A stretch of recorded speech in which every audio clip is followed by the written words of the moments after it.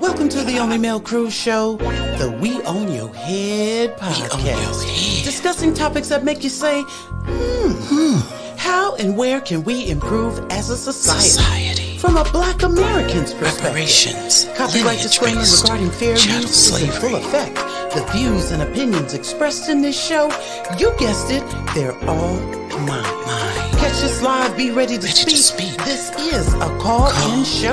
Be sure to hit the like button, share, subscribe, replay gang, leave a comment. You know I want to hear from you. Let's go to work.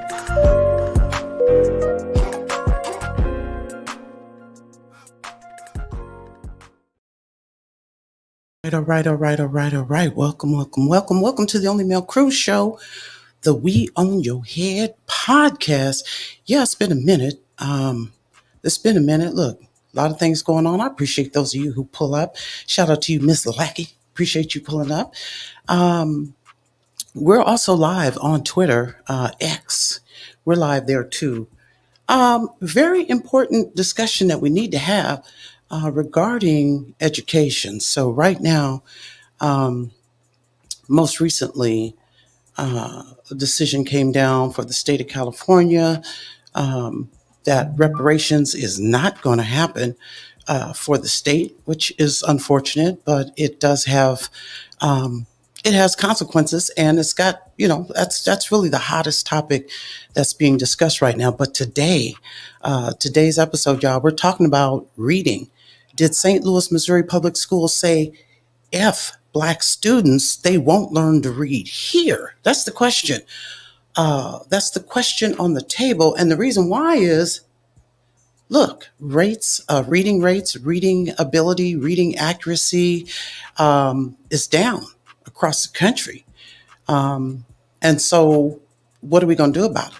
Because St. Louis schools, for example, and it's not the only state that's doing a benign neglect thing. But we're just going to start with this school here. So let me get into it. So I learned about this, the reading rate, the illiteracy rate. That's what I'm going to call it, because what it is, it's promoting illiteracy for the students in St. Louis and St. Louis County. And so I'm not quite sure how many schools that is, but it's enough that it needs to be addressed. So with that being said, let me get into some specifics here because it's really just that important. So coalition pushing to improve literacy rates for St. Louis public schools. This is something that actually has been going on since January. But I was recently attending this CRT summer school program, and they're still fighting it. And then the bigger question is, as far as the NAACP, because yes, they are involved, can we trust that the NAACP is actually going to do anything productive in order to make sure that our students learn to read? And it's our Black students. That's what the key issue is here. So let me read one of these articles for you real quick, just so we can all be on the same page. We'll start here. St. Louis and St. Louis County NAACP launch effort to raise Black kids' literacy rates. Now, it's stating here that the NAACP chapters of St. Louis and St. Louis County are launching a reading campaign to help get children, especially Black children, reading proficiently by 2023. So that's problematic. Why is it going to take that long? And as I was doing this research, they've got this new thing that they're going to implement, which now what they have to do is give the teachers time to acclimate themselves to this new program. And then hopefully after they've acclimated themselves, then they pass that on to the kids. That's a problem. The civil rights group NAACP will partner with school districts, parents, and community organizations to help implement the NAACP's Right to Read campaign. It aims to close the gap between Black student performance and state academic standards. Can we trust the NAACP? That's what is really the biggest question. Do we have confidence in the NAACP? I'm going to tell you right now, no. I think the NAACP is doing some cosplaying. Um, and so that we're really not going to be able to trust them. Um, so yeah, problematic in my view. It is incumbent upon everyone to help children fall in love with reading, says Adolphus Pruitt, the St. Louis chapter president. We can't just simply put it in the lap of teachers, and we can't simply put it in the lap of parents. It's a community issue that needs to be addressed community wide, Pruitt said. Now, I'm going to tell you what my thoughts are, and that's basically um, why now? Why are you? Why is why this? Why do you? Why is this sudden urgency to make sure these kids know how to read? Why did we allow this significant gap? So let me give you guys a little bit of numbers here. Um, so the student ratio in St. Louis and St. Louis County schools. Shout out to Trouble in the house. Trouble, I'd love for you to come up and, if you're able, just put an emoji in the air. Can you hear me? Put an emoji in the air if you can.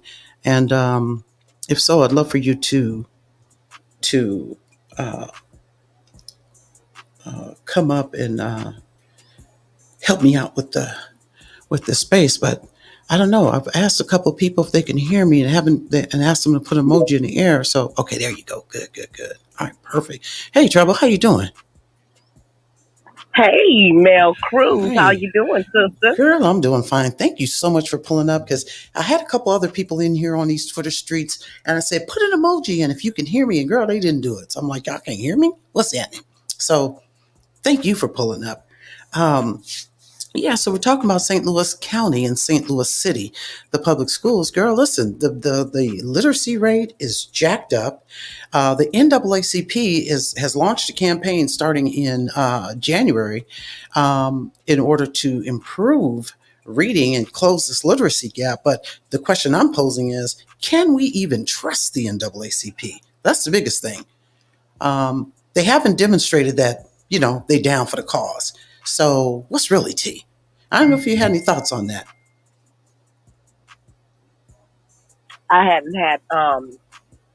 I hadn't seen that and hadn't heard anything about the literacy rates out there. Mm,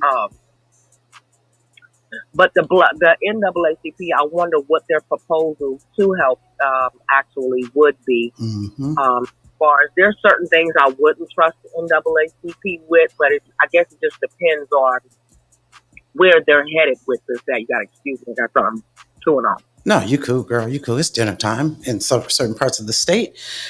So no, you're cool. So yeah, I mean that's the thing, and it's shameful that we have to, that we can't just go in both feet uh, flat on the ground and be happy to and feel confident that the NAACP is actually, handling their business. So that's the disruptive part of this whole thing. So, but the president, the local St. Louis chapter president of the NAACP, says we can't simply just put it in the lap of teachers. We can't put it in the lap of parents. It's a community issue that needs to be addressed community wide. And according to the National Assessment of Educational Progress, the report card, 3 in 10 Missouri students are reading proficiently by the fourth grade. The findings are lower for African American students. That's a problem. Only 1 in 10 Black children in Missouri read proficiently by the fourth grade. That is a problem. And to really illuminate the issue, let's understand that since 2018, it was well documented that students were having difficulty reading. That the literacy rates in St. Louis and St. Louis County were in a declining state, if you will. And so now that and so then 2019 had COVID. Then they come out.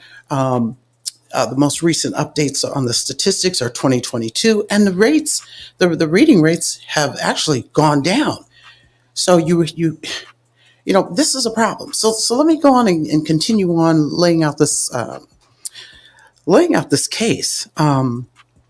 Like I said, 3 in 10 Missouri students are reading proficiently by the fourth grade. The findings are lower for African American students.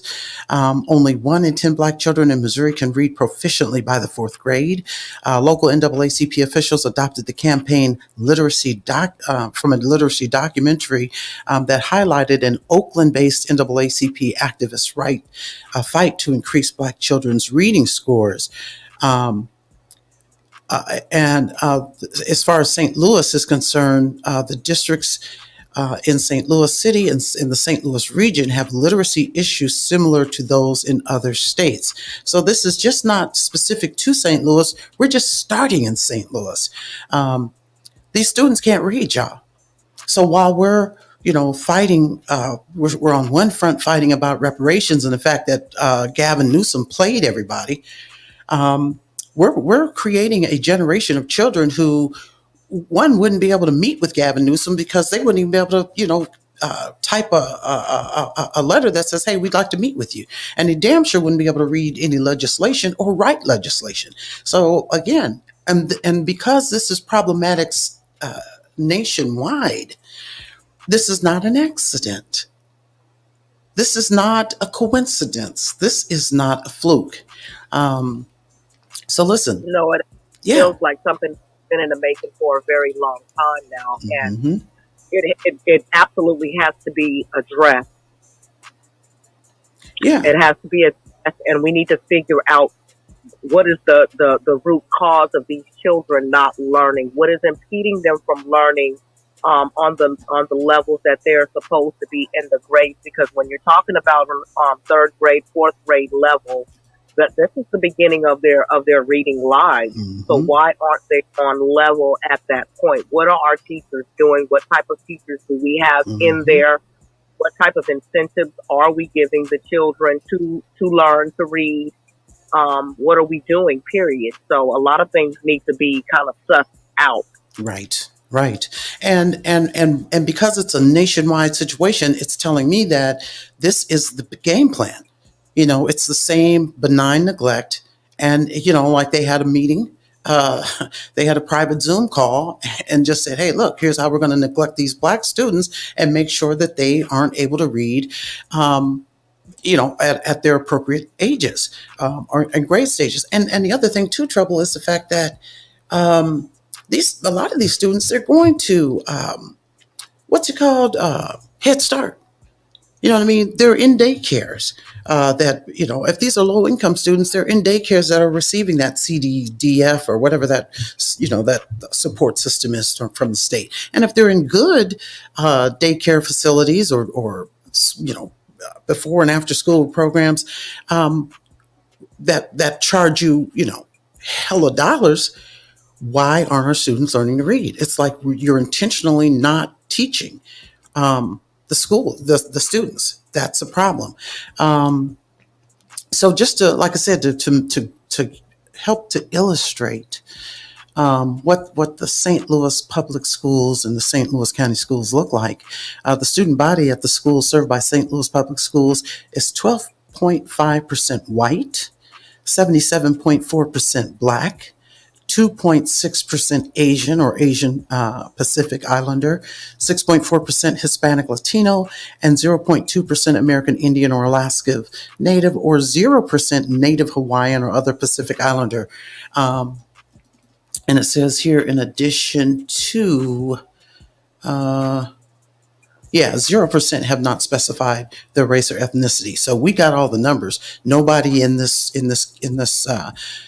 count of the student body declined to specify what their race or ethnicity is. So we got all the numbers in, and the highest number is 77.4% black, and the highest number of low literacy rates are black students. This is a problem. 1 in 10 black students can read. That's bullshit. Student teacher ratio, 12 students to one teacher, which is telling me that all the white students are getting they're getting all the attention. So yeah, again, that's a big problem. So the NAACP president Says literacy is the foundation for an equitable life. It's time that we start looking at what we can do, how we can partner to help school districts, how we can help partner to help parents, and how we can bridge the gap between the parents and the teachers. Um, it says here that the local chapters, the local NAACP chapters, did hold sessions with parent groups, superintendents, university directors, state education leaders. They discussed student performance impediments. They determined that over the next few months, they would continue with the discussions with community members as well. And once officials have finalized reading improvement research, they will make specific recommendations and requests to local stakeholders to begin pursuing the 20 or pushing towards the 2030 goal. What I'm finding here is that seems to keep coming up. They always want to study something. They always want to. Right. Not efficient. It's not efficient that you're going to take months you have these reports and Mm, these numbers that says this percentage of students is not reading at grade point now. You're going to then take an additional month to do another study, mm, and you're saying by 2030. No, that is neglect. That is continued benign neglect, and they need to really do a deep dive into the curriculum. right, right. A lot of times curriculum, because I remember when I'm here in the South now, I used to be in the Midwest, where here in the South they brought in this core. What was it called? It was core. 40 or This something, core. wasn't it? Yeah, it was like this core program for Mm-hmm. like the reading, math, the this is and the that, and that threw the kids for a loop. So I'm trying to teach my boys to do math the way I learned how to do it, and Right. it was foreign to them, and I did not understand why these concepts were foreign because this is the easier way. Mm-hmm. And so when I'm looking at how they were taught, I'm like, they're teaching you to go all the way around the mulberry bush and bring it back, and it was nonsensical to me. So it feels like it's being done on purpose. Yeah. Now I'll say this, I'll let you continue because I know you be flowing. But You got it, girl. I grew up in Kansas, Mm-hmm. so with me, I was bused to the predominantly white schools, and my four male cousins went to the schools in the community in the neighborhood, which were predominantly black schools.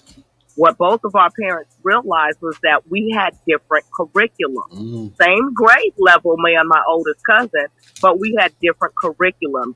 In the English or the reading classes, we were reading for two different books. So you're in the same city in the same grade and you're reading from two different books.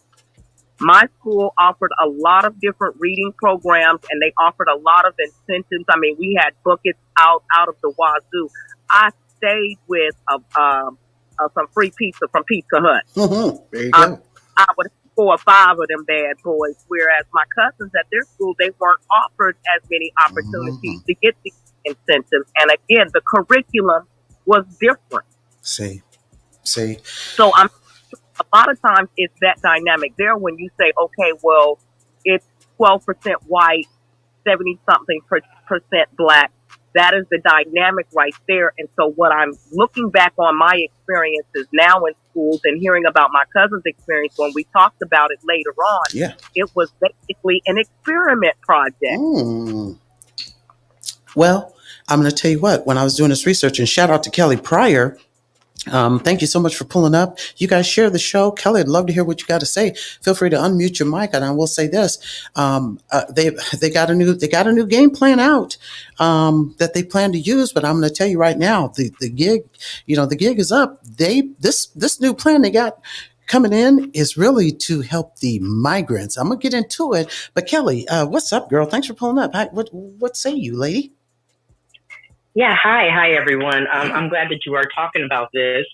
Yeah, because everything you guys are saying, you're right on point, and you are where you're about to go is what I was going to speak to. Mm-hmm. I do come from a family of teachers, so I've been told the con. I see what's going on, and where it really gained some context for me is when I was putting my child into private school. And so the issue was out here, because I'm in Las Vegas, Nevada, so that's not a secret. If anybody wants to come out here and sweat it out with the 120-degree weather when it's humid, So come on out. But anyway, you're not hard to find. Right. yeah. Right. No. So yeah, I digress. But the issue going on out here is about the school choice. And so like you said, it all ties together. First of all, there is a concentrated effort, and it's the elephant in the room that we already know, that the writ large, our children are always being targeted, period, especially in the schools where where the teachers can cripple them mentally, break their spirits at a young age so that they either drop out, they start flunking, they're not doing anything. The children probably don't feel like they can tell anybody because as an adult, they can't really articulate what's happening to them. And so when they do eventually drop out, which I feel is orchestrated so that our children don't have to compete against white people's children and everybody white adjacent in between on the world stage. So that's what it is. It's a concentrated effort. I think we all know this. And when people are trying to figure out, or when the schools or the public schools are trying to, they want to do this study, we need to figure out why our kids aren't reading. They already know why. They already know why. They have the kids there, and they don't care whether they can read or not because all they want are the bodies in those seats in these public schools. Because if anybody knows anything, the federal government does not throw money to these public schools unless there are bodies in those seats. So that's what that's all about. So they don't care if they can read or not, as long as their bodies are there. That was the whole, and that all ties into to Kamala Harris when she was the DA and locking these kids up for being truant, quote unquote. I put it in quotes, because when those bodies were not in those seats, the federal government was not giving the public schools their money because they didn't have a certain percentage of enrollment. Right. That is what was going on. And that was the whole thing that no one really wants to talk about. And with that being said, when there are monies being allocated, which I am worried about this study that they said they're going to do in St. Louis, but there just needs to be a nationwide lawsuit with this. I don't know what it looks like or what's going on, because from Houston, Texas, to Las Vegas, Nevada, to St. Louis, Missouri, to, West Bubba, in Ohio, to whatever's going on in California, in certain areas, our children, the common denominator, especially with concentration on our Black male children, are being purposefully defeated and left behind. Right. And that's just what it is. So the issue out here, and I'm sorry to be so long-winded, hopefully I hope I'm being informative. It's hard to read the room. But what I want to say is with what's going on out here in Las Vegas is the school choice.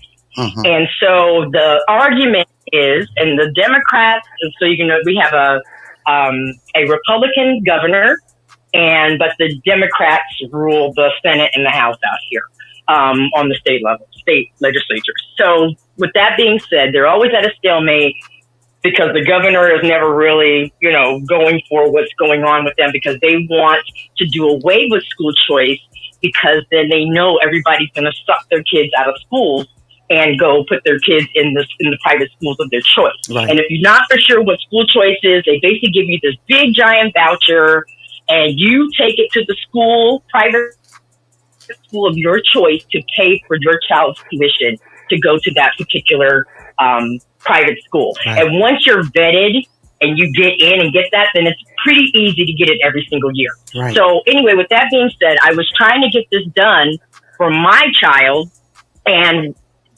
I did end up getting it, but then I couldn't use it anywhere because they froze everything. They started the Democrats put all these rules in line that unless your child was military or they're just starting school for the first time, can you use this voucher? Now, mind you, my child was just in maybe second grade. So we already had been in school. I don't know what happened, Kelly, but it looks like you went out, like your mic muted or something. Uh-oh. Yeah, there you go. I can hear you now. Can you hear me now? Yes, now. I'm so sorry, you guys. Fine. So what's going on is basically they're giving you the Democrats are giving us these impossible rules of how we can use this school voucher. So with that being said, somehow they decided that they were going to loosen up. I don't know what happened in the legislature or whatever, but they loosened it up.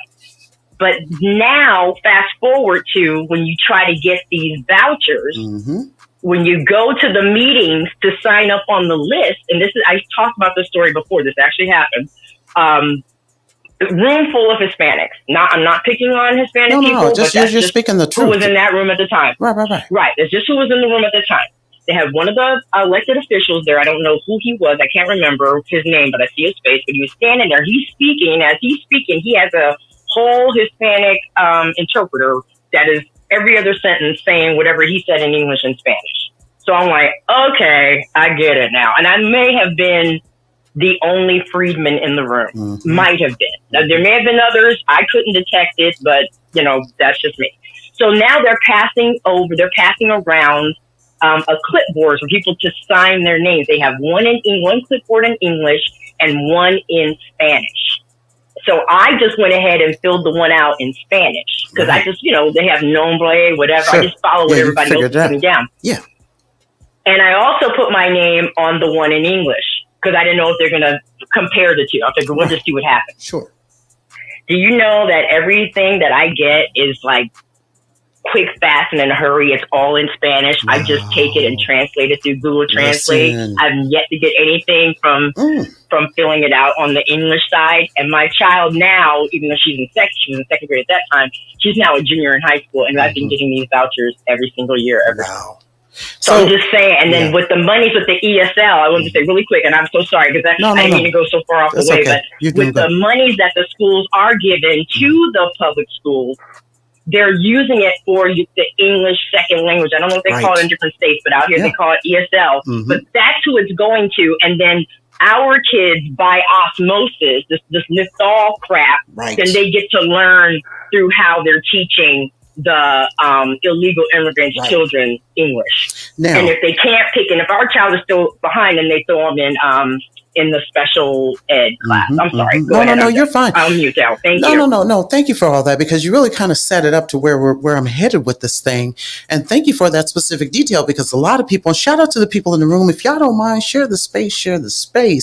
Also, my YouTube channel is in the Jumbotron. So if you haven't subscribed, please subscribe to my YouTube channel. Hit that notification bell. Subscribe and stay subscribed. And do that today if you would, please.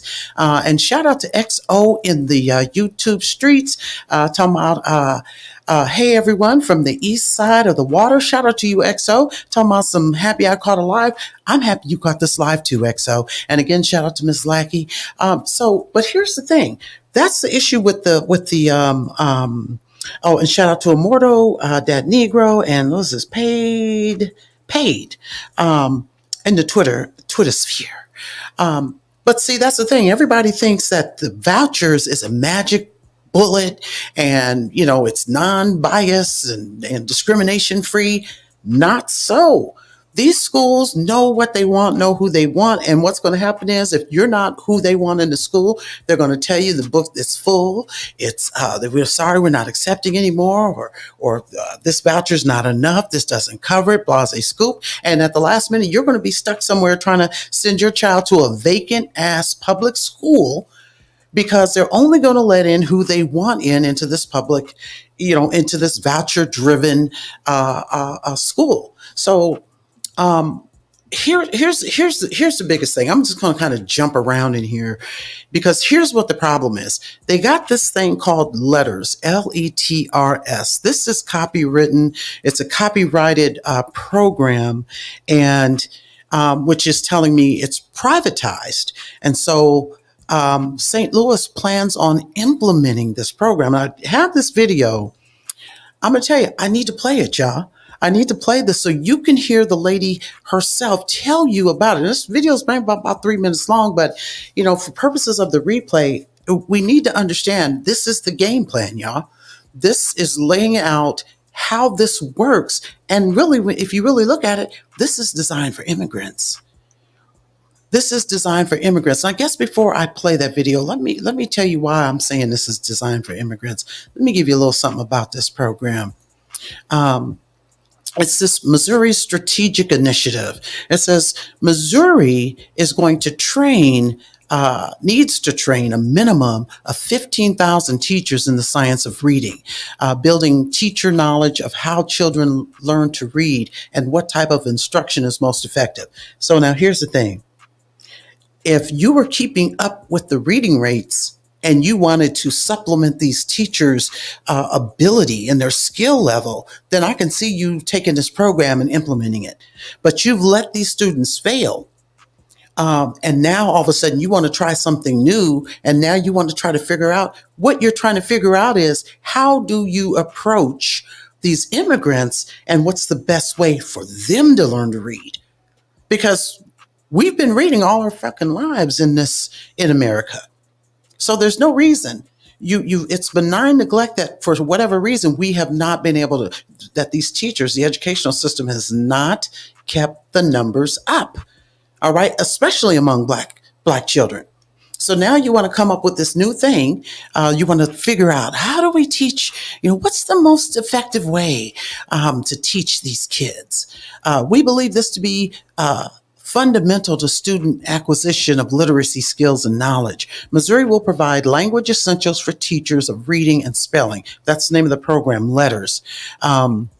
It's a they'll also provide regional literacy coaches to support the implementation of this privatized program. Grants for materials that support this, and they're also going to provide grants for materials that support the science of reading. Why is this important? Aligning instruction with the science of reading gives students the best chance of becoming successful readers. The creation and development of connections in our brains, created primarily through instruction, is necessary for reading. So again, this is something new. Now they're calling it the science of reading. Okay. But so while you guys are trying to get this new information, this new science, you're just dropping everything. And now our kids don't know how to read. That's what we're doing now? Shout out to Immortal for pulling up to the stage. And I know I've heard you representing the Lou. I'm not trying to disclose your location, Immortal, but what's up?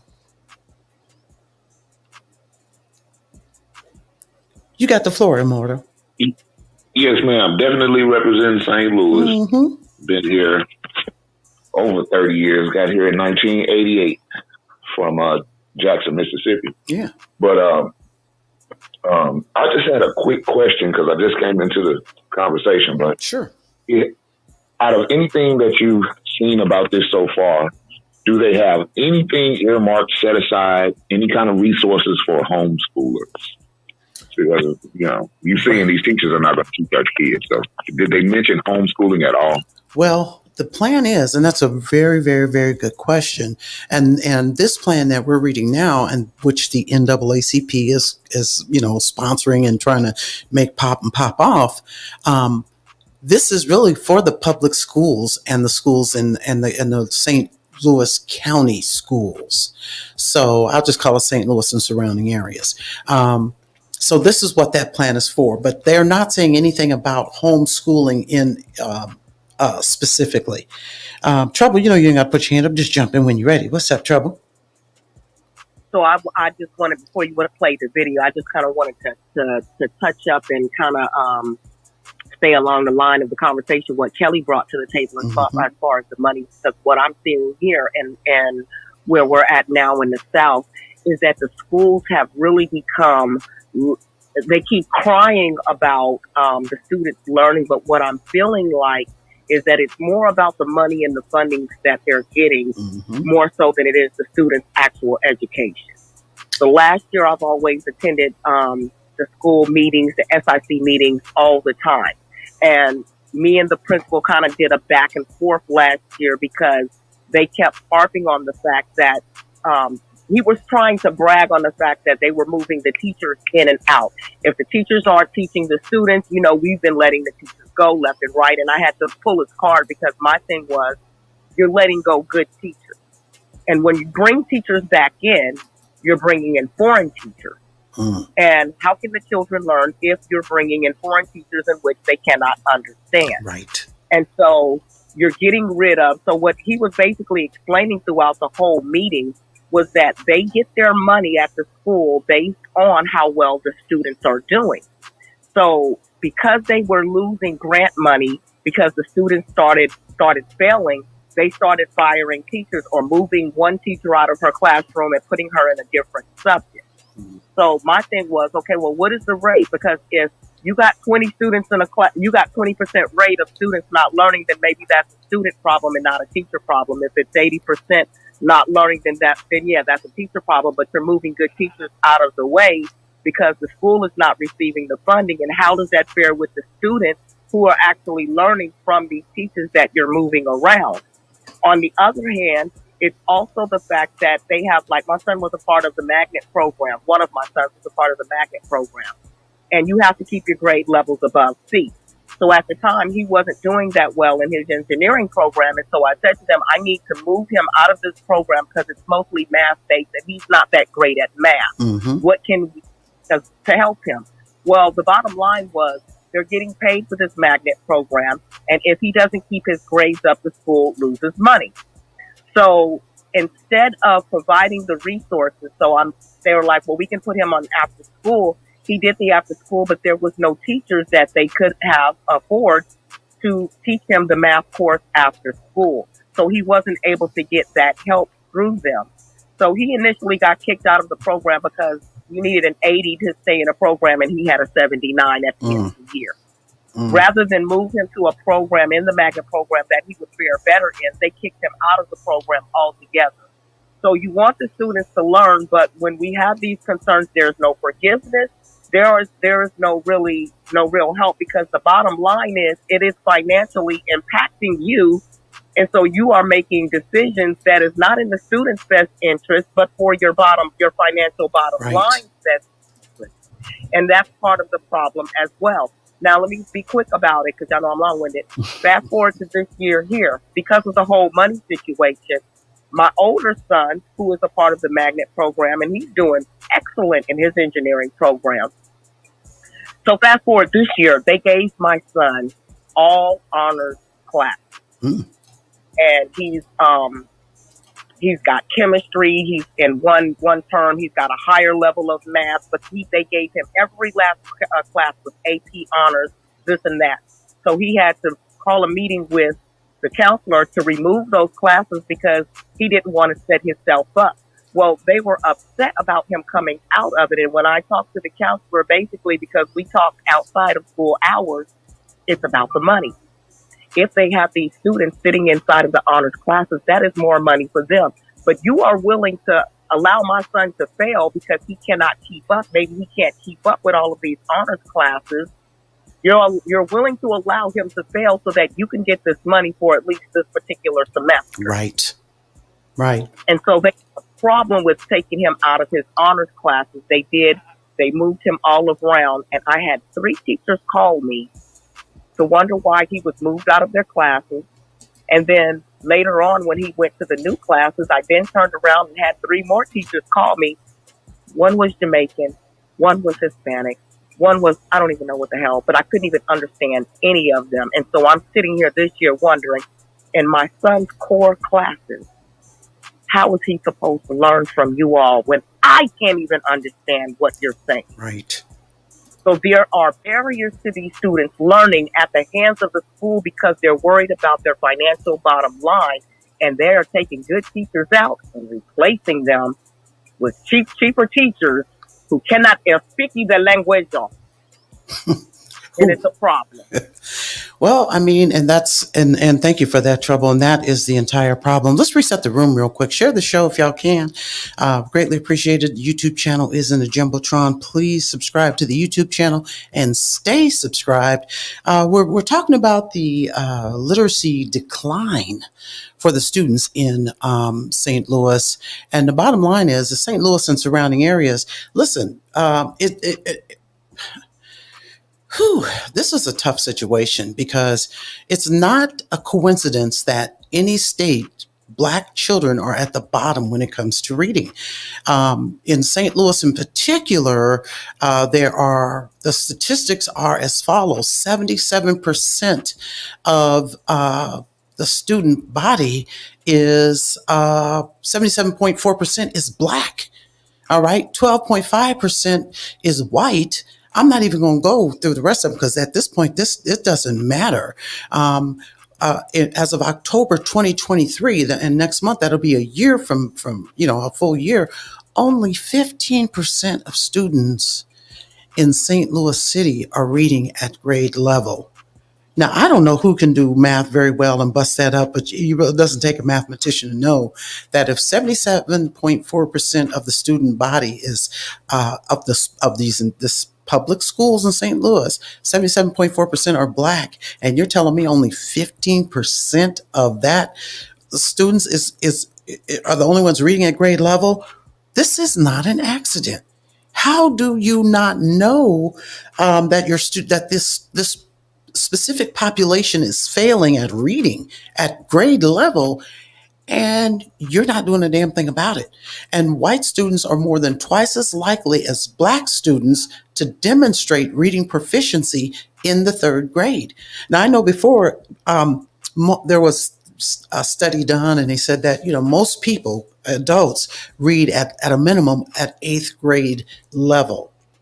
And so if these kids don't learn how to read, and they can't even get it to the third grade level, our kids, our group, we're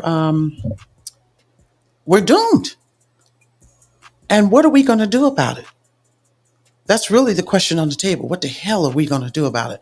I really want to run this program because the NAACP has teamed up with St. Louis school and surrounding areas, teamed up with them to start this new program called, what is it called?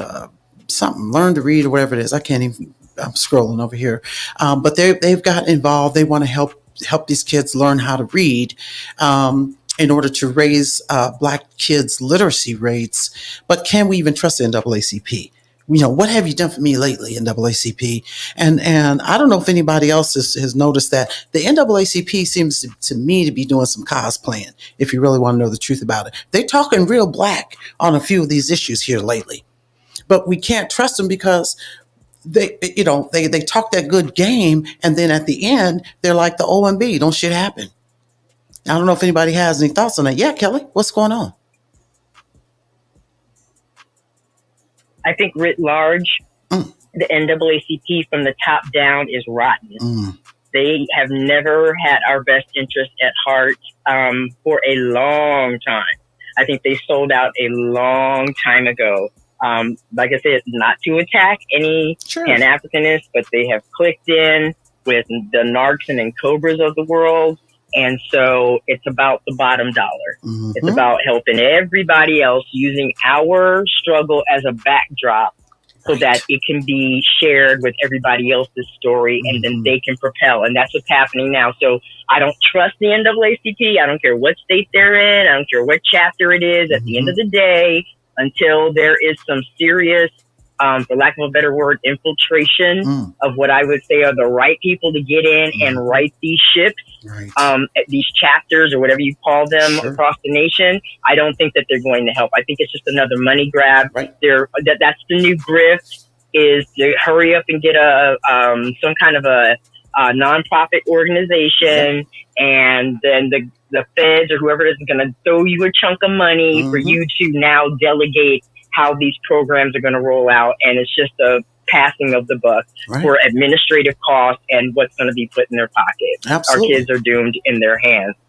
Yeah, and I mean, we have to be more vigilant than this, because, like I said earlier in the beginning of the show, the hot topic, the hot news is what California did to Black Americans by just stringing them along and playing the game. Like, we serious about this. We serious about reparations. Well, if our kids don't learn how to read, they're not going to be able to argue with Gavin Newsom. They're not going to be able to write legislation. They're not going to be able to sit on a panel like Camila Moore did. They're not going to be able to do any of that because they're not going to be able to read. You're already blocking everything educationally.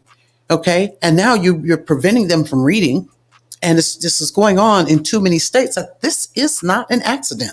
And let me state this, just give you some more information. In 2018, before anybody thought about a pandemic being on the horizon, at that time, only 14% of third graders who are Black were reading at grade level. In 2022, okay, pandemic's over. Everybody's got to go back to school. In 2022, the percentage was 9% of Black third graders reading at grade level.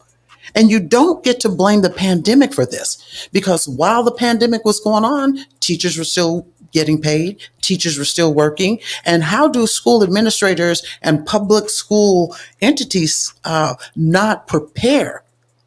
Because you can't use that excuse that, well, COVID, so the kids, they just all kind of stuff dropped. Okay, fine. But you knew this one was happening. So why weren't you getting in front of this thing? Why weren't you getting in front of that? So that is not an excuse. It just isn't. It says here that 9% tested at or above proficient level for math. 6% tested at or above that level. This is for elementary students at math. This is the education of our Black children is not being taken serious by anybody.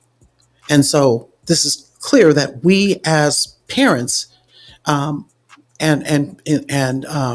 concerned community advocates, we have got to come up with a game plan on how to resolve this issue. This cannot slide any further. And let me give you these numbers here, and then I'm going to go back to you, Kelly. Let me give you these numbers.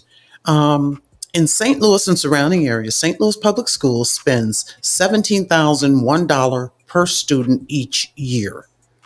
They spend damn near $8 million on instruction, and they spend damn near $7 million on support services. And typically, my understanding of support services would be, nurses and sometimes psychological assistants and things of that nature. The game plan right now, which is a foul strategy, is to have these kids back on track by 2030. That is 5 years from now. That's a high school student graduating.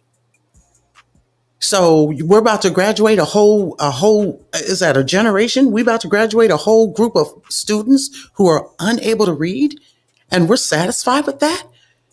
And Kelly, did you say you were an educator? Because if so, how hard is it to teach a child to read? That's what I'd like to know. If anybody in the audience has any firsthand knowledge of that, how hard is it to teach a child to read? And Kelly, your hand's up. Go ahead. You got it. Yeah, I was going to say, no, I'm not. I am absolutely not. I am not a teacher. I do come from a family of teachers. My mother was a teacher. My grandfather was a teacher, believe it or not. My my 4 aunts are teachers, and my uncle, who, he's a teacher also. So I come from a family of teachers, but I want to also add this to the pot of why our children could not, possibly are not learning or being taught to read, however you want to look at it. Also, there are environmental issues that come into play here with, a lot of our heavily concentrated Black areas, whatever that is, whatever city that is, has gone through some type of environmental poisoning, with lead poisoning in the water, things of that nature, that have long-lasting effects in our children. Learning disabilities, behavioral problems, things of that nature, which I feel, obviously we know is deliberate, because to me, I'm theorizing, this is just me talking, I feel like that was deliberately done, one, to try to, exterminate us, obviously, when that's not working. So now to make us permanent fodder for these private prisons. So you talk about prison to pipeline, they're just speeding up the process. And so I think that has a big thing in what our children are ingesting or have ingested that has possibly impaired them for life and has never been attacked or even talked about. Right. You're absolutely correct on the intentional environmental hazards or tricks, if you will. Because they don't care. I mean, look at Flint. Flint, Michigan. That situation's still not been resolved. And I'm just interested to find out what those what that's going to look like. And just merely, I mean, if you take Jackson, Mississippi, and the fact that, a child can't even get up and just count on regular water, consistent water, to drink and bathe and do, what we all do with water. That plays a thing on their mental psyche as well. So I agree with you on the environmental challenges. Yeah. So, and also what you were asking about, how hard is it to teach them to read? Yeah. It's not hard. I will say this. I do work at various community centers on a regular. Actually, and it's kind of it's adjacent to what we're talking about, but because I am in Vegas, I do dance in a couple of the shows here on the Strip. Sure. Okay. And so in my spare time, and what did pay off my college loans, I did the community service. Oh, I was doing community service even before that was even a thing, before I even knew that was even going to count as giving back to the community, because I was only doing it for part-time, but it did count. But with that being said, there are students that come there in the Black neighborhoods, I should say, and it works a little differently because the directors there will literally go to those apartment complexes or the projects or whatever and knock on those doors and get those kids and bring them over to the community center and literally teach them to read. So with that being said, there was a class that I had. This was during the time when Trump said they were rounding people up and they were going to, deport them or whatever. So a good portion of my classes were Hispanic. So a lot of them didn't show up because they were afraid. So my classes were pretty much like 1 to 2 students from like 15 to 20. Yeah. So with that being said, they wanted people to help with the tutoring program. So I went over there and just sitting down with them and literally working with the students. And when I say students, the little boys that I had, I think they were maybe 3rd or 4th graders, but just how hungry they are. They're very hungry when the approach is done correctly. When you're just over their head and you're only teaching to a certain demographic, it doesn't reach them, so they immediately turn off. But if there's a certain approach, which is why I think, this is just me, and anybody else can challenge me on it, and that's fine. It's a free country. But I do think in that case, we need more, not just Black teachers, we need Black male teachers. Yeah. Because I'll tell you, I've seen a lot of headway go that route with our Black female children and male children when we have a Black male teacher. And for example, and I know I didn't think I was going to bring his name up today, and he probably will sit up and probably come into the room. But Marcel is an excellent example. Yeah. So, like him or leave him or love him or hate him or whatever. Love me some Marcel for the record. He was an excellent teacher. Yes. So that's just Exhibit A, and I'll leave it there. Thank you. No. Thank you for that. Share the show, y'all. Welcome everybody in the space. Appreciate you so much in the Twitter space, YouTube channel. My YouTube channel's in the Jumbotron. If you're not subscribed to the YouTube channel, please subscribe and stay subscribed. Let me keep going through this because I want us to be aware of the game, because it's a game, y'all. Nationally, Black students nationally, no school has exceeded, since COVID, has exceeded the reading standard. So we had COVID, came back, nobody's doing a damn thing. And more states than not have declined in their reading. And then this program that they got coming out called Letters. I'm going to play this video, and hopefully y'all stick around to hear it. But this program they have coming out from Letters is now being pushed through a lot of the public schools throughout the United States. This is a privatized program. Somebody's getting paid off of this.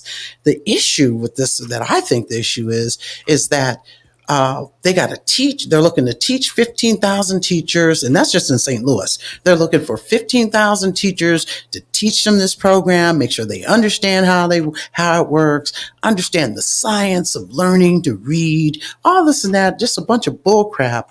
And to be honest with you, I'm interpreting this information as them trying to figure out the best way to teach a migrant how to read, how to understand the English language, and how to work it all out. I was watching Amistad earlier today. And when they had, for those of you that's seen the movie, when they were trying to get the main character in there to discuss with the white lawyer and trying to get their ability to communicate, that the challenge with that's exactly what this letters is given. That's the vibe it's given me. So let me just read this piece right here, just so that we're up to all on the same page. Again, in 2018, just 14% of Black third graders were reading at grade level. In 2022, the percentage was 9%.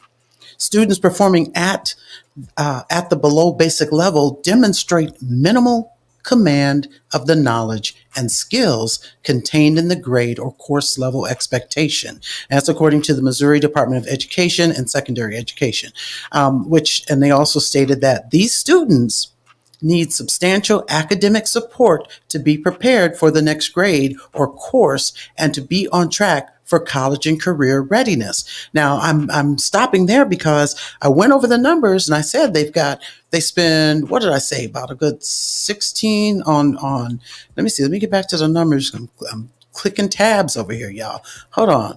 Yeah, they spend damn near $7 million on support services. So you mean to tell me that if these students need substantial academic support, I'm gonna need y'all to get into that $7 million and give me some. What's that one? Hooked on Phonics, huh? I'm gonna need y'all to get me some tutors.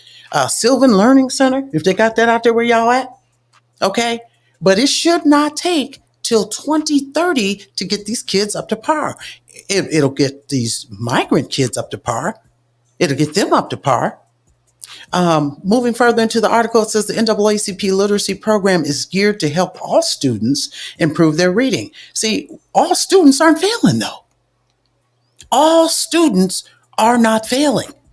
So this is why the gig is up with you, NAACP. Why won't you be specific and say your program is designed to help Black students because they are the one in significant need?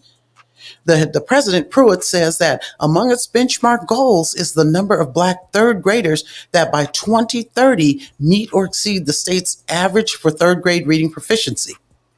Educators across the U.S. say third grade proficiency in reading is a bellwether for continuing academic success. So in 5 years, these third graders aren't going to be third graders. So in 5 years, a third grader is going to be what, in eighth grade? And then you hope to get them up to third grade reading level? I'm sorry, that doesn't even make no damn sense.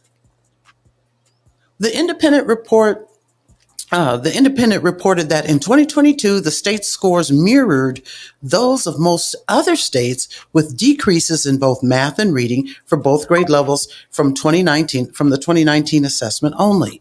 But only 28% of eighth graders tested in reading were at or above proficient, compared to 33% in 2019.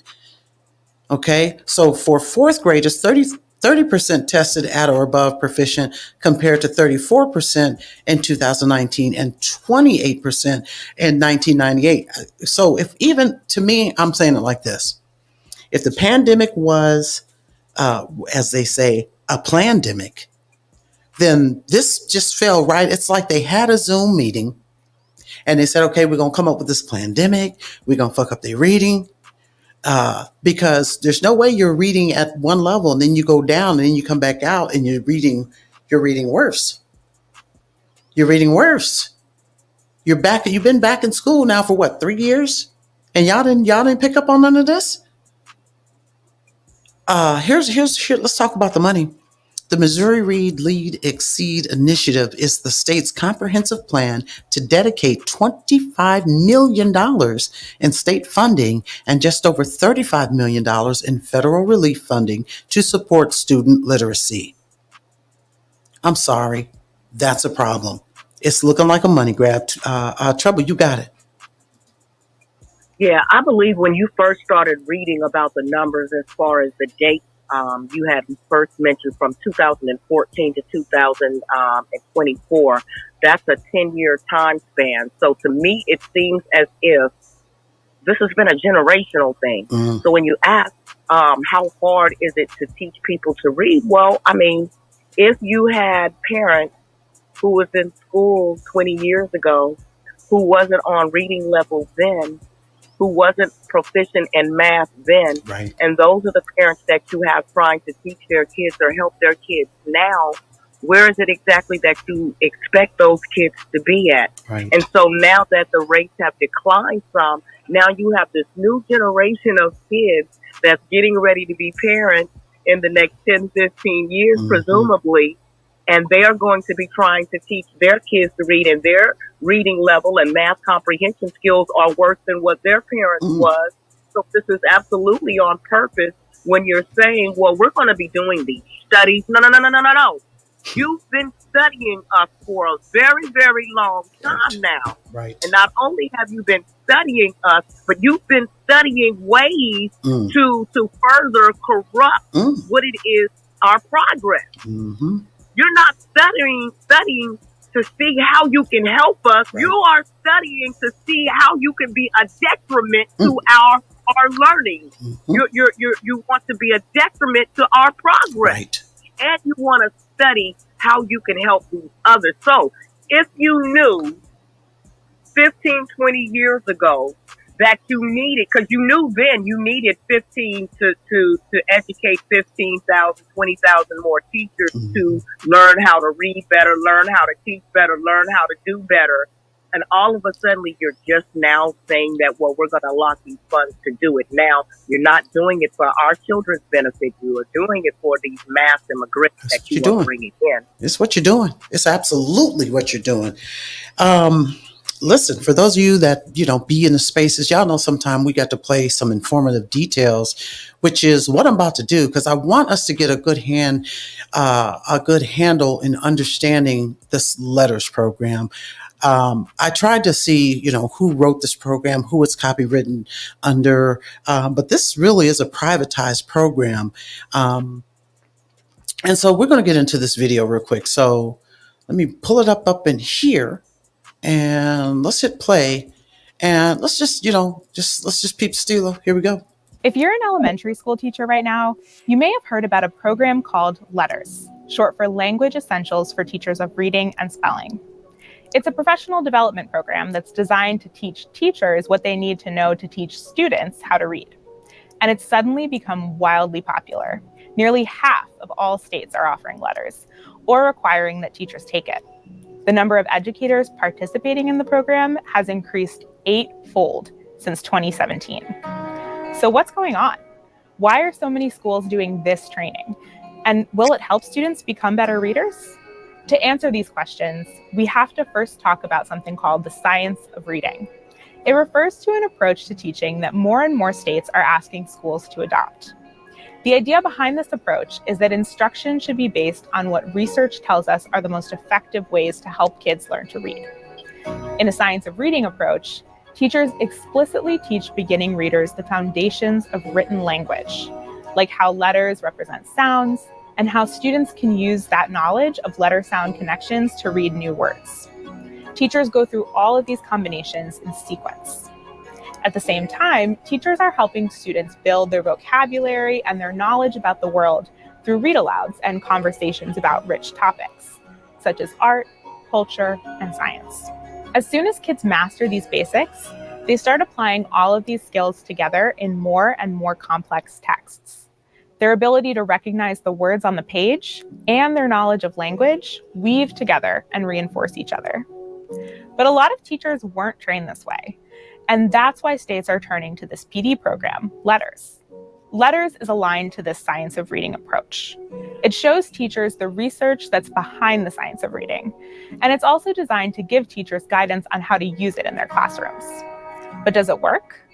Once teachers take LETTERS, do they start applying the science of reading in their classrooms?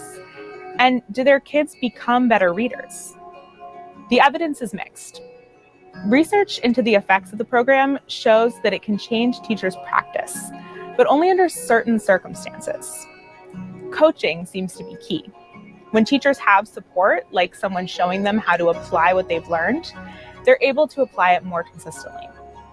But even in studies where teachers had that additional support, student scores didn't always improve. Letters advocates point to Mississippi as a counterexample. The state began letters training in 2014, and student scores went up. But Mississippi also made a lot of other changes at the same time to curriculum, coaching, and reading interventions. So it's hard to know precisely what factors produce better scores.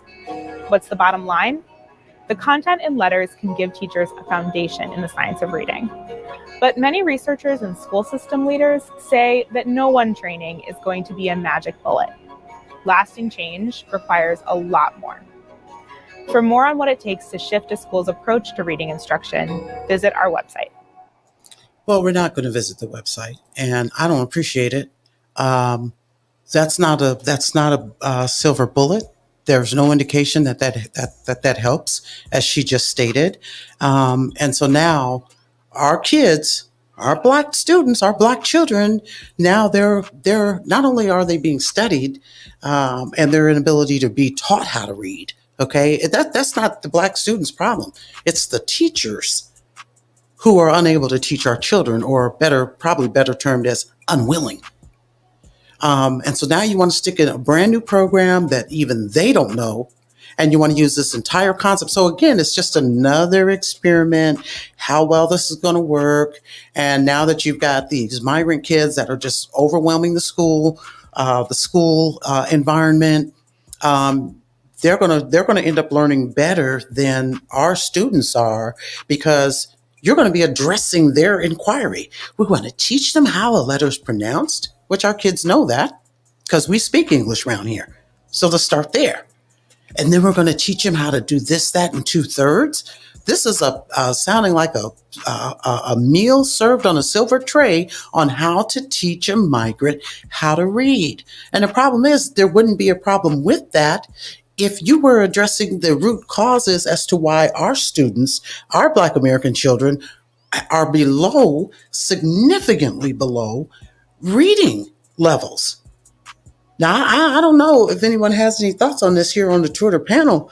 If you guys have any thoughts, if you're in the audience, you want to jump up on the stage, request a mic. But this is a problem. And now it's going to take 5 years that hopefully our kids in 5 years will learn how to read, or know how to read after they've graduated high school. This is horrible. Anybody got any ideas on what do we do? How do we handle this? And this is nationwide. Well, all right then. Well, I wanted to say this. I was going to say this really quick. Sure. And I was going to try to send it to you, but I sent it to Trouble, Okay. Your co-host. Sure. I sent you a link in your DMs. I just didn't want to post to anybody's Jumbotron without their permission. But what it is my family member, my uncle, who is a state representative in Texas, and that's a story for another day. 11 years ago, he was speaking on the legislative floor in Texas, and his speech is there, and he's talking about Black males, and he's proposing what he thinks needs to be done, basically in the state of Texas, to get their levels, their education levels up. So it's, it gives a solution. I don't want to spoil alert it. It's not like it's such a big thing, but the fact that there was a Black man that was literally putting some verbs in his sentences, I thought was quite interesting back then, 11 years ago. So, I would encourage anybody. I mean, I'll post it, but I did give it to Trouble if she wants to put it in Sure. the Jumbotron for for people to look or for you to view. Yeah, no, you're welcome to post that, because like I said, after the show, anybody that checks out the replay gang, they can, they'll have that.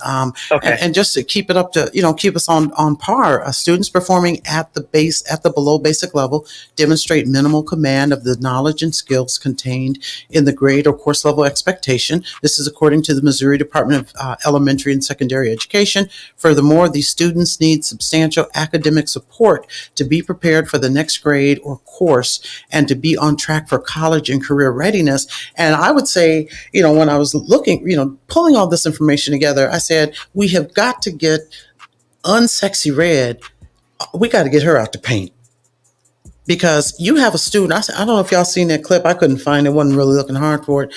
Some child at a elementary school graduation, they finally give this one black beautiful child a microphone, and all she can utter is, "I want to be pregnant." Are you fucking serious right now? That's all we got? And our kids don't need to know how does K sound. I mean, they know. Yeah, I mean, all kids need to learn that, but it's not going to be as hard for our American children, our Black American children, to know how to pronounce these words, as opposed to the challenge that a migrant is going to have. Okay, Empress, you got your hand up. What's going on, girl? You got it. Good evening, Miss Mel. Hey. How you doing, everybody in the room? So I just want to say a couple things. I put a comment in the purple field. So I am an advocate of homeschooling for plenty of reasons. There's so many reasons, but this is one of them. I am not a person that will leave the fate of my child's education in anybody else's hand, right? Even if they're going to the schools, I got to spend some kind of time with them afterwards, right? And also, I was going to say delineation. We need to delineate because they're not separating these people. Y'all remember when, I think it was in New York, and there was a bunch of, and they were melanated immigrants. They were melanated immigrants. They wanted to have them have classes or whatever, like in their specific, like African languages and stuff like that. Like, first of all, that's crazy.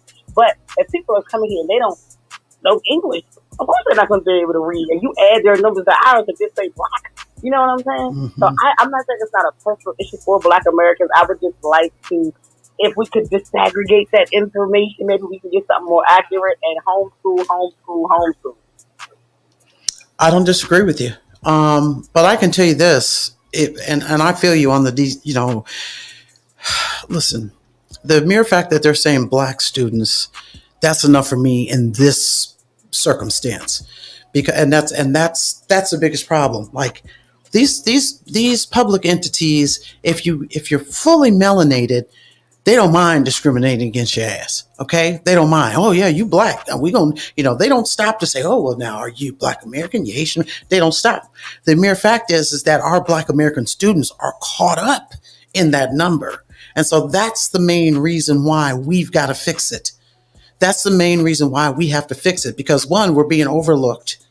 One, if we're Black Americans, we're not and these other Black melanated children are coming over here, first generation Haitians or Africans or whatever, and they're being deprived the opportunity to read as well. Well, yeah, they're going to have more of a problem trying to understand this English language for the most part than our students are. But you're lumping them all together, and you're withholding that education from our students. So to me, that's where the only delineation I can see being effective is Black American students, or as you were, the parents of Black American students, getting together and saying, hey, look, what are we going to do? How are we going to go to the community centers and the Boys and Girls Clubs and the church basements and wherever? How are we going to work this out and fix this so we know for sure that our Black American children are not suffering under this benign neglect? Trouble, you got it, and then Callie Love, we're going to hear from you.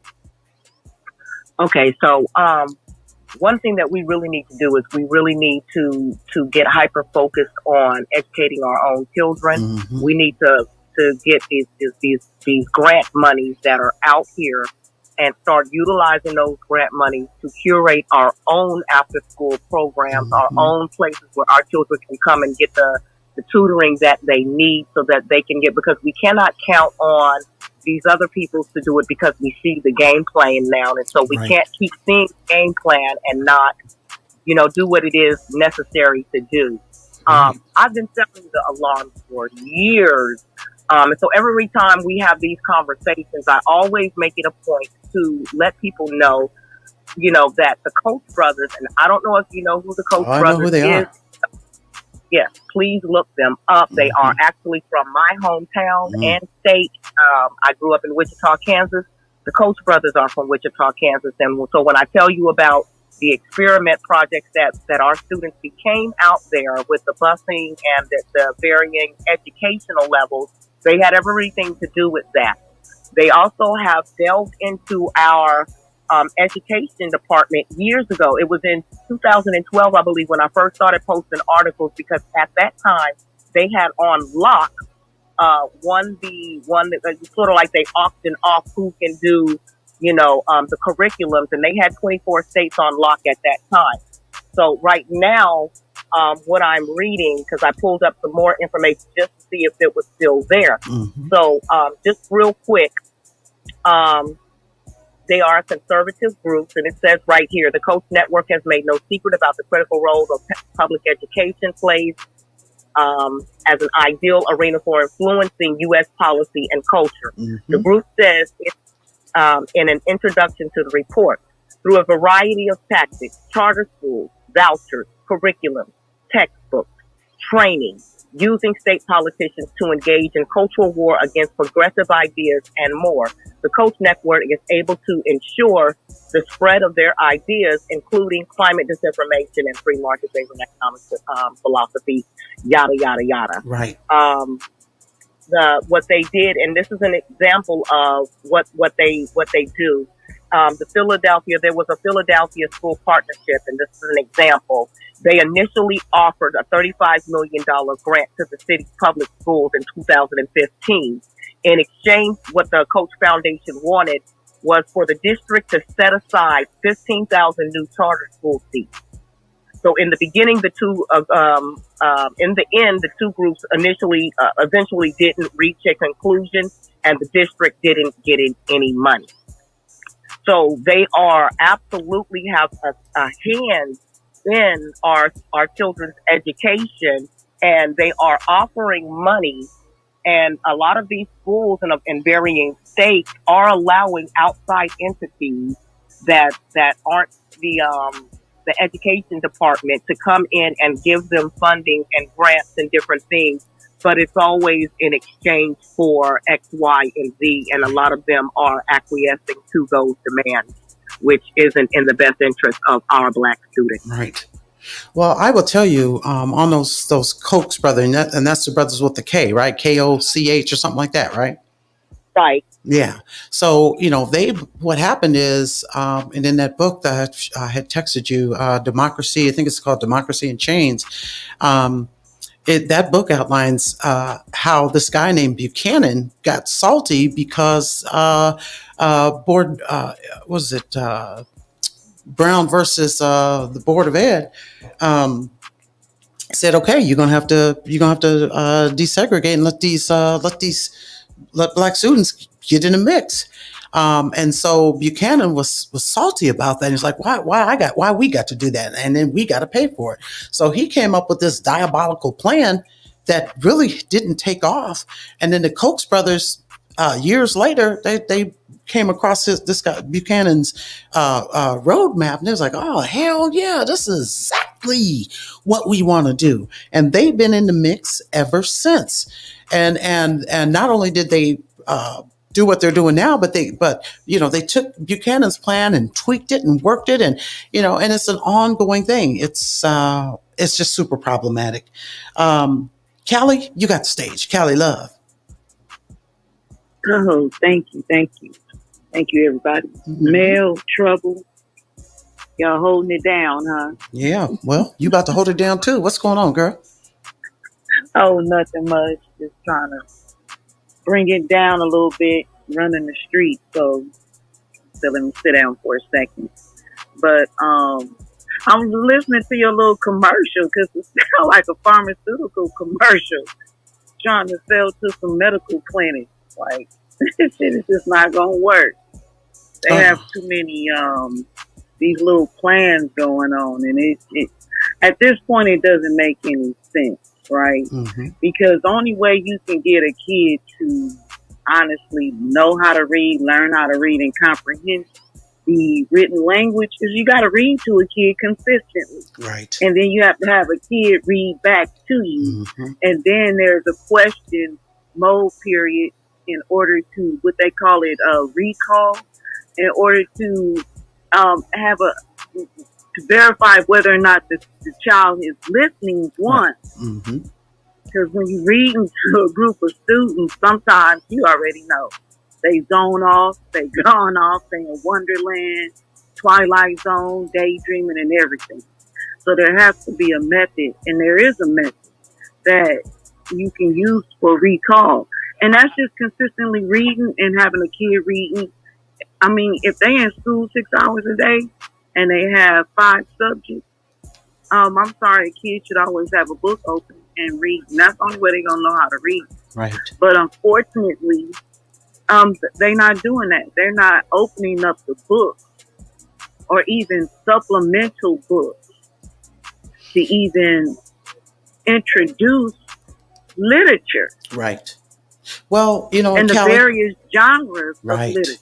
Callie, you make such a great point, and unfortunately, I don't have this thing up. When I was doing this research, I pulled a sample of this comprehension test. It's a standardized test that these students get, and one of the stories that the kids have to read. Now they give them the standardized reading piece, and it's called, I think it's called Atari in the Bell or Atri in the Bell. Is anybody familiar with that? Because I think I'm mispronouncing it, but it's ATRI, Atri in the Bell, and the students are supposed to read this long story that, first of all, it's centered in another country.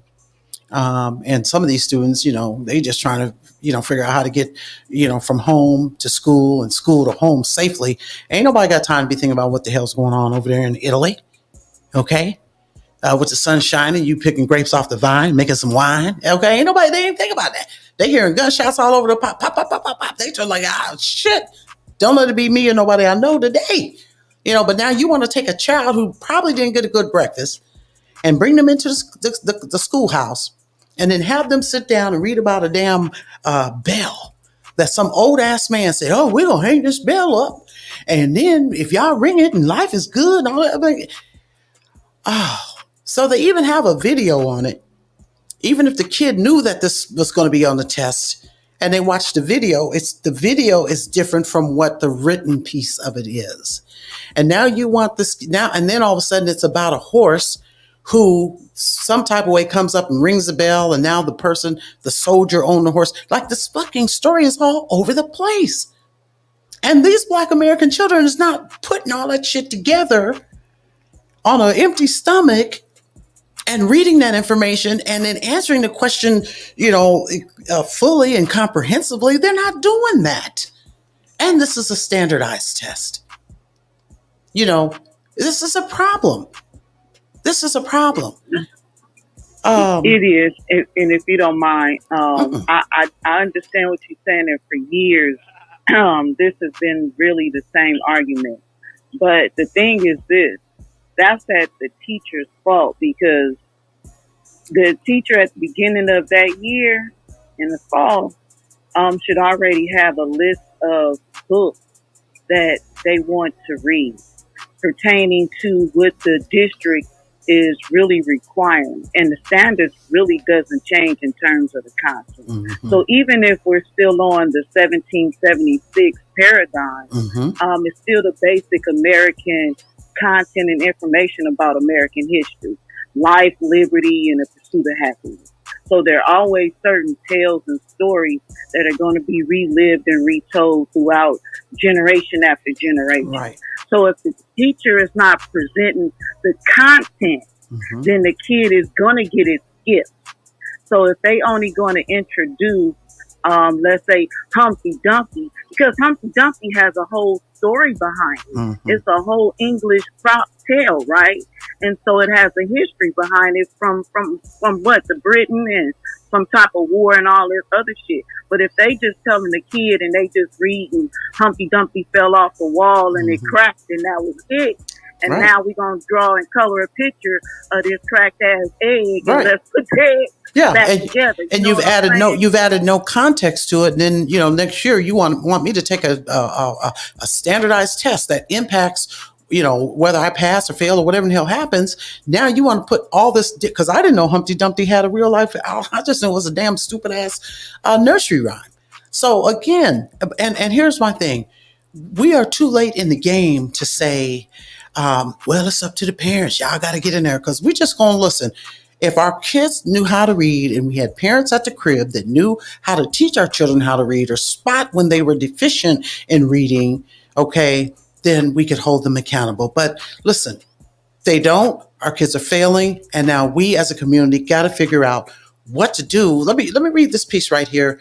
Under this plan, K through 5 educators receive training in the science of reading. And I'm hating this new term here. They receive training in the science of reading, a body of multidisciplinary research that looks at how the human brain learns to read and the factors behind proficient reading and writing scores and those that are less than proficient. The science of reading also includes 5 pillars. Now they're copying off the reparations. Everybody got 5 pillars now. Reading, the science of reading also includes the 5 pillars identified as essential for reading proficiency: phonetic awareness, phonics, vocabulary, fluency, and comprehension. Now, if this is not a recipe for a migrant, then I don't know what the hell is. Because you can ask somebody who, a Latino individual, hey, where you from? Chicago.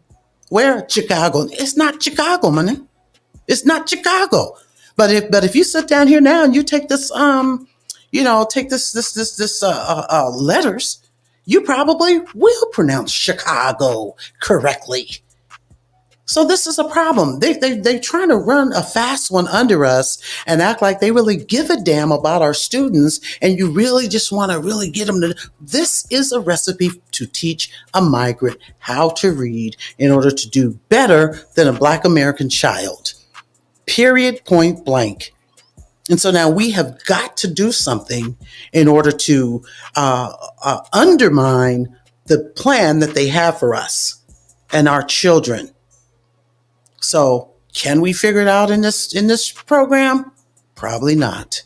But we better start thinking about it and talking about it, because when we look at everything else coming down the pike, having illiterate children, Black American children at that, who are required to go to school. Shout out to Kamala Harris, who was locking parents up because their children was missing school. So now these students are required to go to school. You're not teaching them how to read. You got a great little program that's focusing on the migrant. And I can just see you got the migrant raising their hand. What do you mean by this and that? You're going to answer that question because you, teacher, you've learned the science of reading. But then you have a Black American student raising their hand, you're ignoring them anyway. Put him out in the hallway. Oh, it's just doing too much.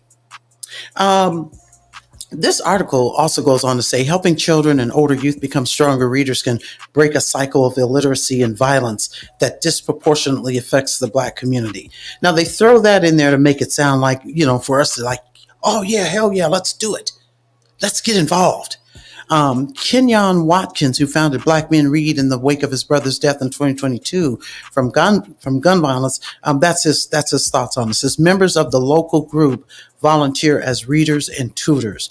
Watkins believes Black Men Read is stirring excitement about reading, citing weekly visits by volunteers to read books with children enrolled in Head Start. Watkins said the children seem really excited to see us. I think we got to double the measures. And we just got to do more.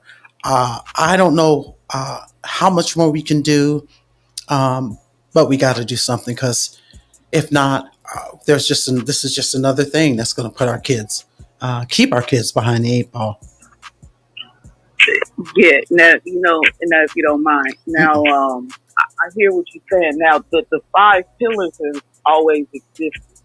And so in the days when we had good teachers, especially good Black teachers, when we did read a book that made, let's say we in the 3rd grade, and so if they introduced maybe let's just say what is one of, because we read a lot of Mark Twain, Huckleberry Finn. Sure. So we started reading Huckleberry Finn. We would break it down by chapter, right?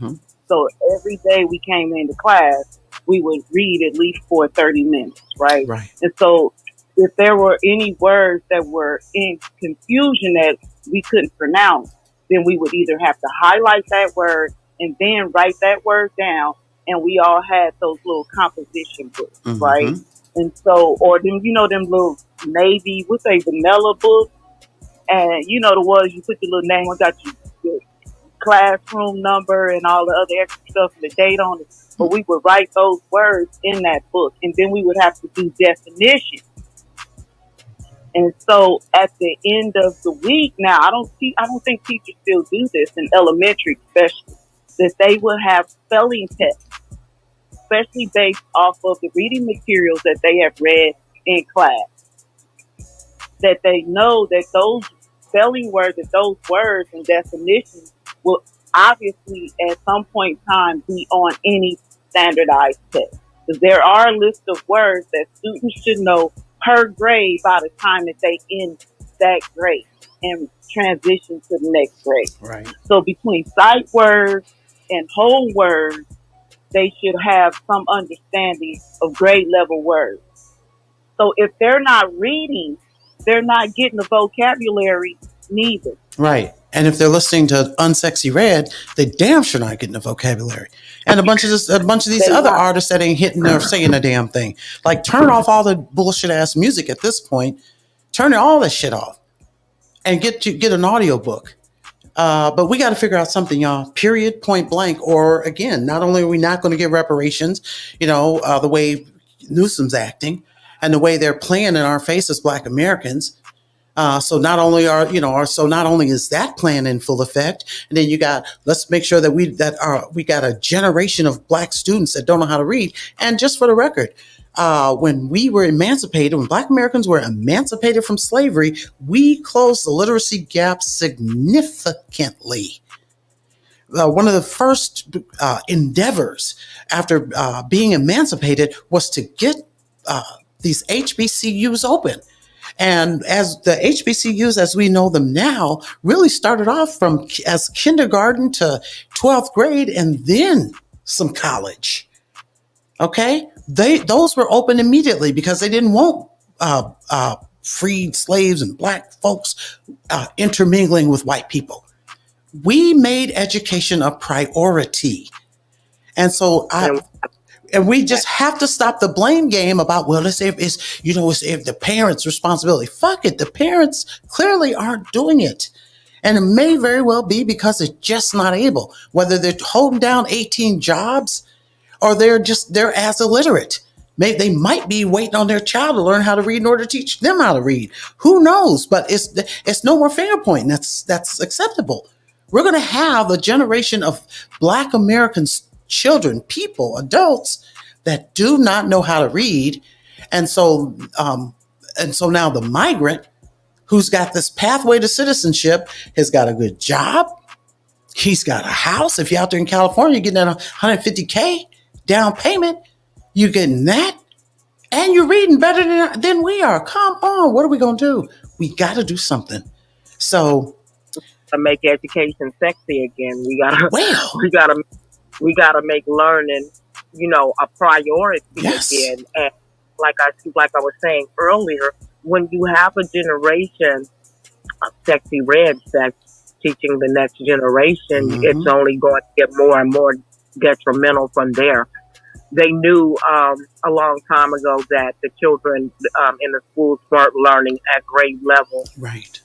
They allowed those children to go on in life and become the new parents that we see today. That children who aren't learning even as much as they weren't Right. when they were in school. And so we've got to get online and start creating content Right. that is specifically geared towards our children and get our children involved in it. We're going to have a group of parents who are out here that's just not going to do it because mama gotta have a life too. Right. Daddy gotta have a life too. Mm-hmm. That type of mentality. Right. And so it's on the collective of us. Brother Black had posted up something earlier today that kind of goes along with the thought process. Mm-hmm. And it was also somebody else's post that was saying, well, what are the next steps? What are we going to do? What is the solution? And in that post, he was talking about, well, there's only one solution. And that's what he's been talking about, along and along Right. as far as moving to the, Black Right. states and doing what we have to do on that level. So even when it comes to our education and our educating ourselves, there's only one solution. Right. We got to step the hell up. We got to act like we just now coming out of emancipated state. Come on. And take it back, to the beginning. Right. I've had these conversations with my younger son, who are still in high school now, and even with my college boys, I got to pull their coattail this year here. Instead of them 13 clubs that you was in last year, don't get in 13 clubs this year because your grade point average dropped. You lost a scholarship. I'm not happy about that because maybe that was $2,000 down the drain. Right. So don't do what you did last. Don't take you behind the class and fall asleep when you should be taking your exam. Mm-hmm. Don't come home and jump on that game system. Matter of fact, let me not even tell you not to do that. Let me go confiscate that game system. And at the end of the week, when you show me that you got all your work caught up, then you get the game system back for the weekend. Right. And then I want it back on Monday again, Sunday evening.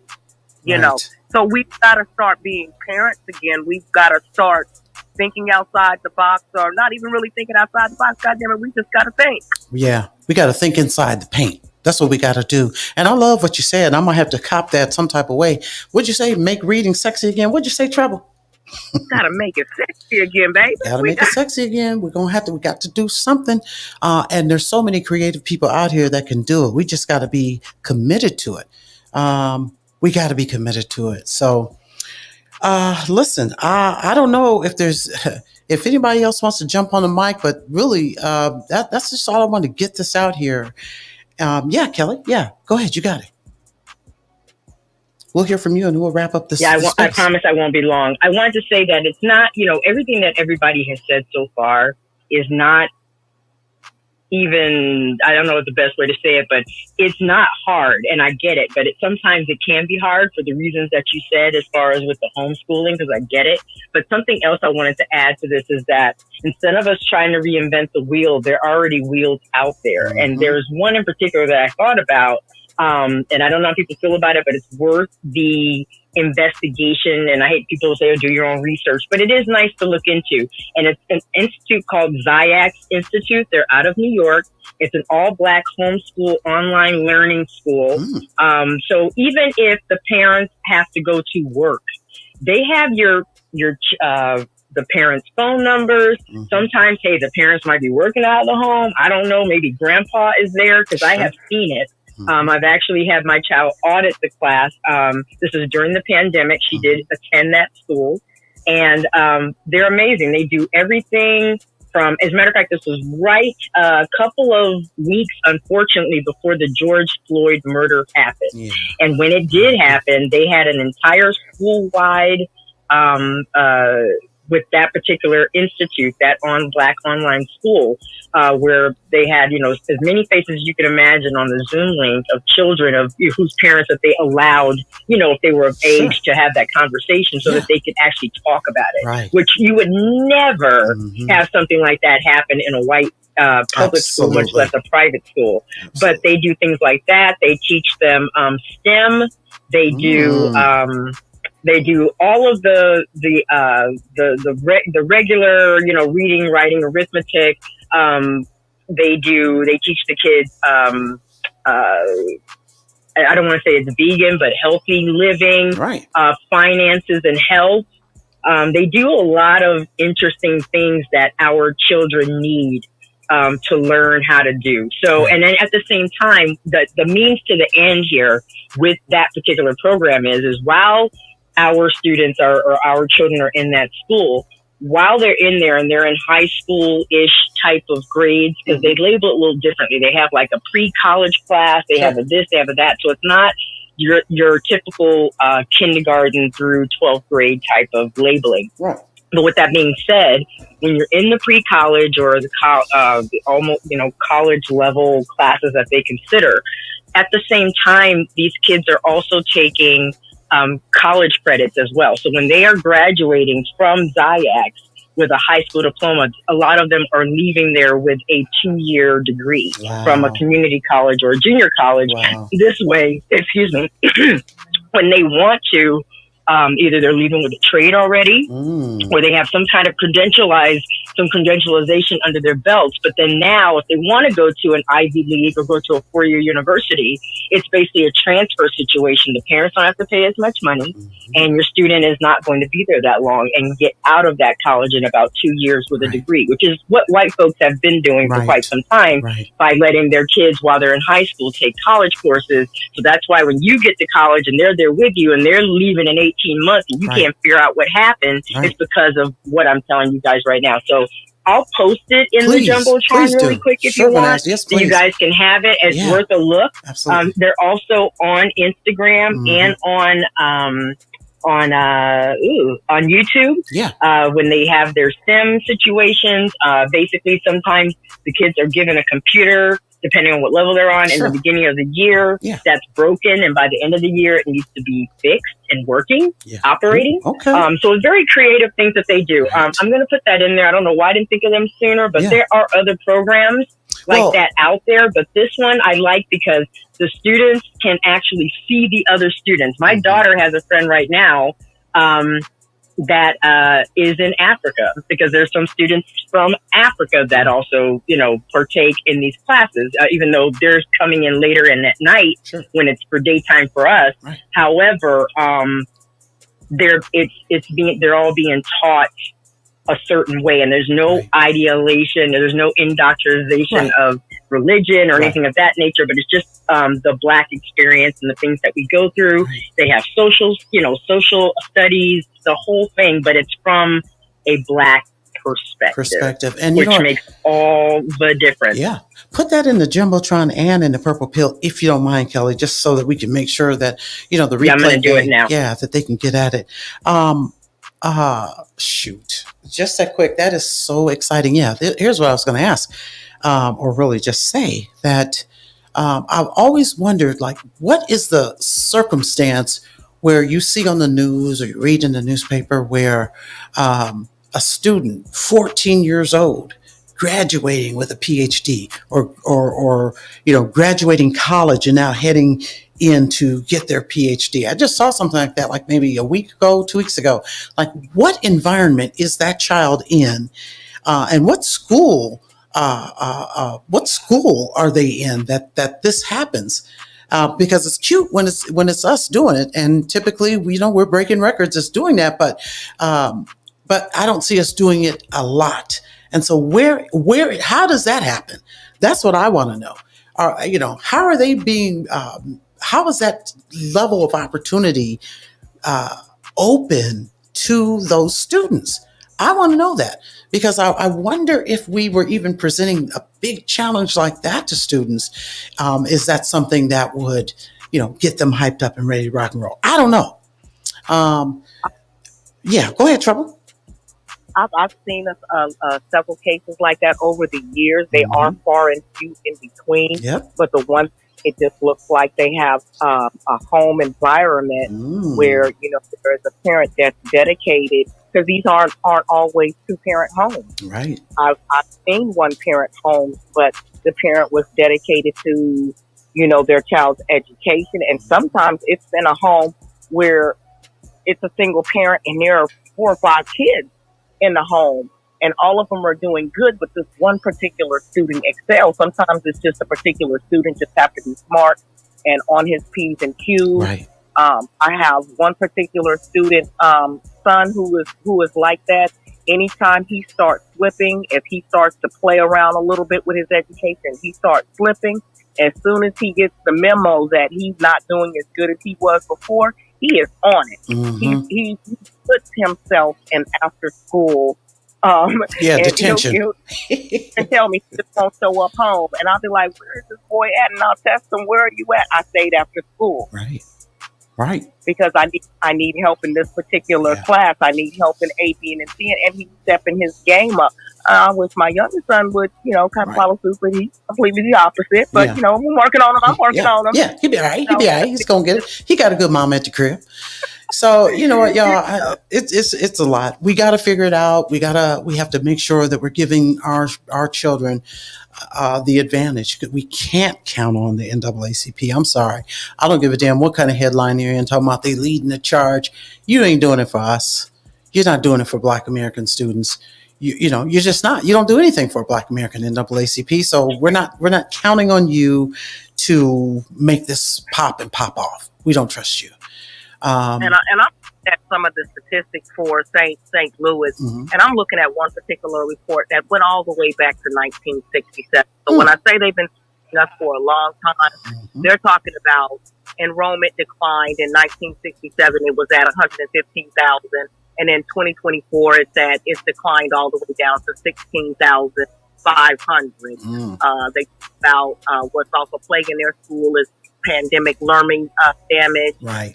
There's a leadership shift in St. Louis.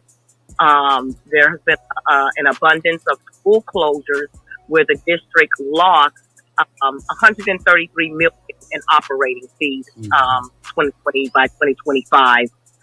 Black students in St. Louis are more likely than white students to receive out of school suspension and less likely to be enrolled in AP classes, advanced Right. placement, or national bachelorette classes. Right. And there's been a population decline. The elementary age population of St. Louis has been declining due to death and outpacing birth.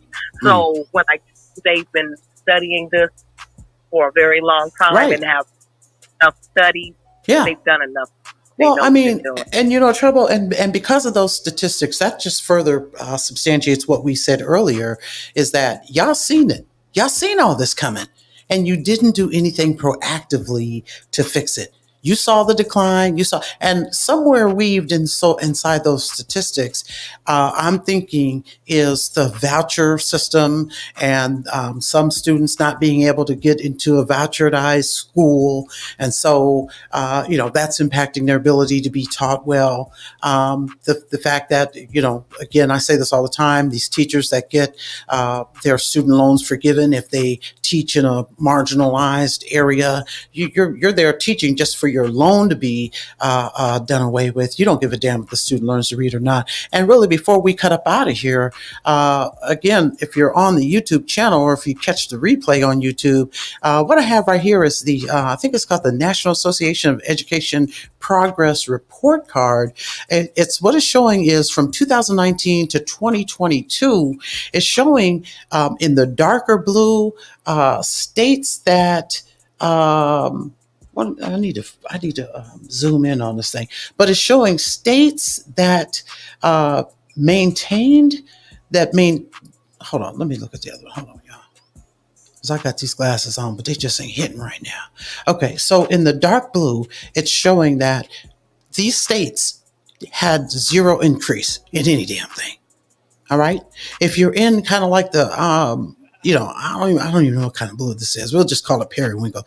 On the screen where it says 22, 22 states had absolutely no significant change in their score, which is their reading.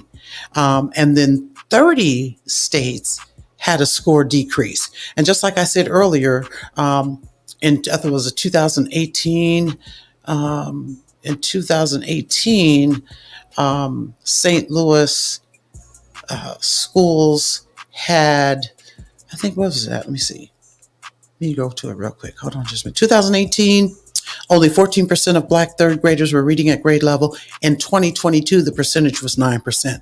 So this thing that I just had up on the screen, they had a score decrease, just like 30 states had a score decrease, just like St. Louis did, where they were at 14% in 2018, and then by 2022 there was a 9%.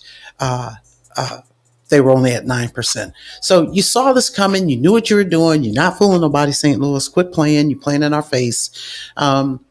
We got to do something. And until we get into that Black state majority, I'll tell you what, let's not wait to get there. Let's go ahead and come up with the game plan and execute. How are we going to make reading sexy again, learning sexy again? And it doesn't include the dominant society or the NAACP, because they ain't going to help. They're going to put raisins in the potato salad. So we're not going to leave the recipe up to them, because they're going to fuck it up. Period, point blank. So I want to thank everybody for pulling up here in the Twitter space. Shout out to all y'all for pulling up. Shout out to the people on YouTube that pulled up and pulled out. We appreciate all y'all for joining. That's it. That is the podcast. Be sure to like. Oh, wait, hold on.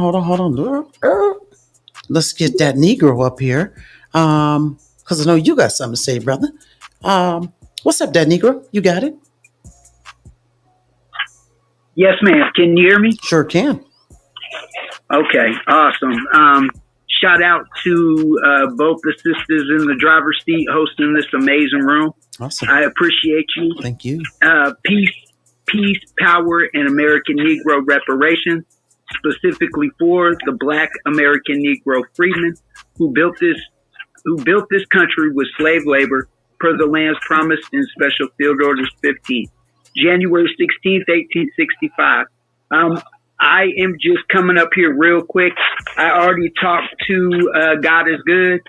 He's going to give me a call later. I am moving, and I want to move wherever we are going, bro. If I got to be the first one out there, I'm down.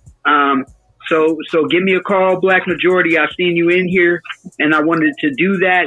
Like I said, I'm hurting. And going through it, but at least to push papers and start the buzz wherever that first place is going to be for our people. So just give me a call, and that I think we all should be doing the same thing, thinking about where the next stop will be. So thank you for the opportunity to speak, sister. Absolutely. Thank you for coming up and saying that, because I'm going to tell you right now, I'm ready to get that move on too. I mean, this is real talk. And I just got to figure out, I want to go to Delaware because according to Black State Migration, God is Good, who's here in the space, that's probably one of the states that we can make a majority state sooner rather than later. But I do like a little warmer weather.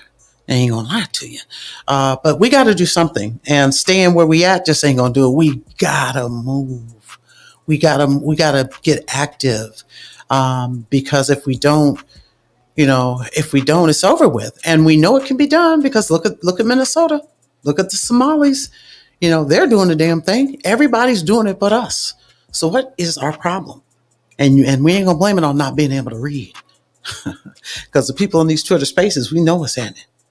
So with that being said, let me ask my co-host, Troubles, or any last words you have? If not, we're gonna get on up out of here.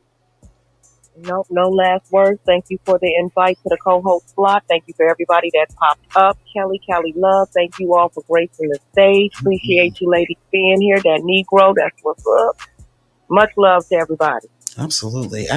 So that's it. That is the podcast. Y'all be sure to like, share, subscribe, replay gang, leave a comment. I want to hear from you.